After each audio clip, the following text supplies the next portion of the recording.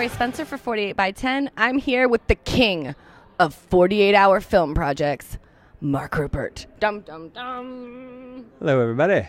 So tell me how you got this all started, what was your inspiration, and anything else that may come to your mind right now. Go. All right. Well, the idea came after reading an article about two women who started the first 24-hour play competition. And this struck me as just a fantastic idea. I knew it would be great for video, but I also knew we needed more than 24 hours. Yeah. So that was the basic concept, just came right to me.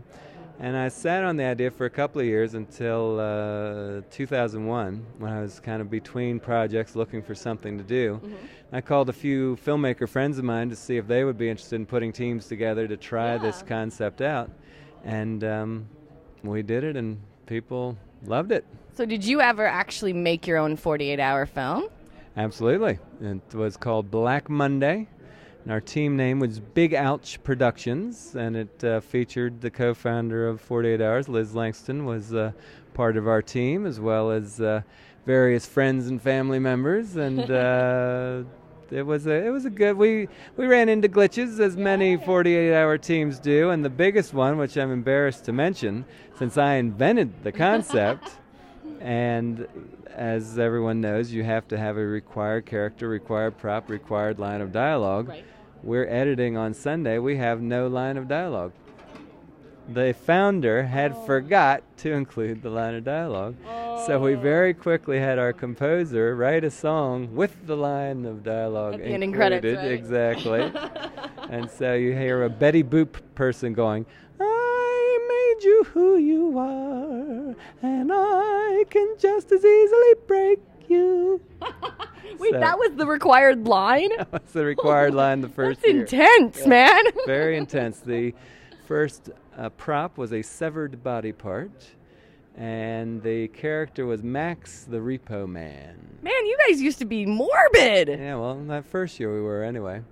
The big question that year was, A, could you make a film in 48 hours? B, if you could anyone else stand to watch it? And luckily, the answer was a positive answer for both questions. And so we still didn't know that it was anything besides a fun activity to do once in a while. So 6 months later, we did it in D.C. again. Had a few more teams, about a dozen teams participating. And then the next year, 2002, we did it in D.C., and we had friends in other cities. They wanted to do it, and so we just expanded. That first city, we added New York, L.A., Austin, and Atlanta.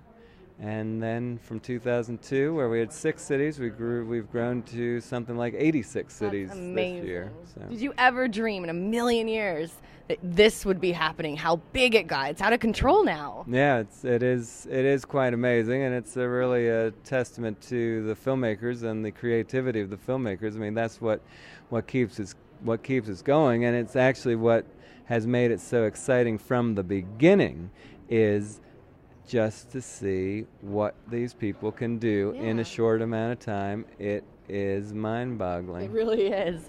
So I'm going to ask you the question I've been asking all filmmakers this weekend. When you did your 48-hour film project, what was the best and most fun part of it? Okay, well, first off, you're requiring me to think way back, because it's over 9 years ago now.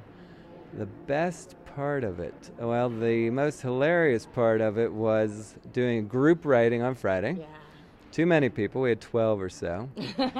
At 11 o'clock, we sent everybody home except 4 people. Mm-hmm. At midnight, we sent one guy home. There were 3 of us. We kept up until 2 a.m. trying to craft the story the group had created. At 2 a.m., we scrapped the entire story and started again.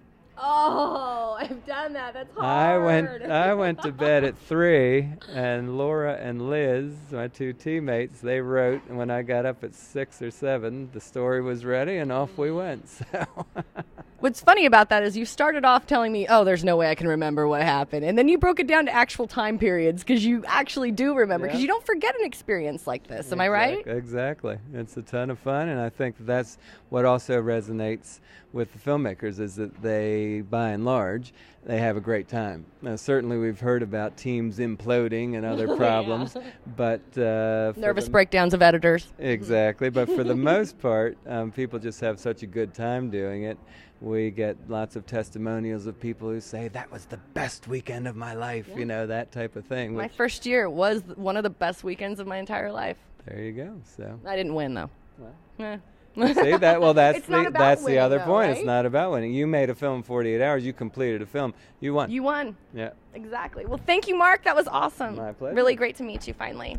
Thank you for doing the interview.